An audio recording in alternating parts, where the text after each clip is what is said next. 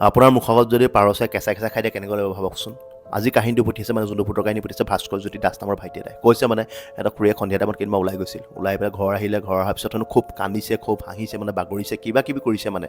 তাৰপিছত মানে ডক্টৰ চক্টৰ দেখুৱাই ভাল পোৱা নাই, তাৰপিছত ভাবিলে মানে কিবা লম্ভিলে নি, তাৰপিছত ককাহঁতে ক'লে বেজ মাতি আনজা, তাৰপিছত বেজ আহিলে, বেজে জাৰিছে, যোৱাৰ পিছত কৈছে বেজে বোলে গাত কিবা লম্ভি আহিলে বোলে, এতিয়া বোলে কিবা দান চান দিলেহে বোলে আঁতৰিয়ে যাব। তাৰপিছত সুধিছে মানে বেজে মানে খুৰীয়েকক বোলে তই কেতিয়া যাবি, কেনেকৈ যাবি, কি কৰিলে যাবি। তাৰপিছত খুৰীয়েকে হেনো কৈছে মোক বোলে কলা পাৰযোৰ লাগিব, সেইযোৰ খাইহে মই যাম। তাৰপিছত আৰু সিহঁতৰ ঘৰৰ মানুহে কলা পাৰযোৰ আনি দিছে, গোটেইটো কেঁচাই কেঁচাই খাই দিছে। খাই দিয়াৰ পিছত এই হহাও বন্ধ, কণাও বন্ধ, তাৰপিছত নিজে নিজে হেনো টোপনি গুচি গ'ল। তাৰ পিছদিনা হেনো ভাল পাইছে।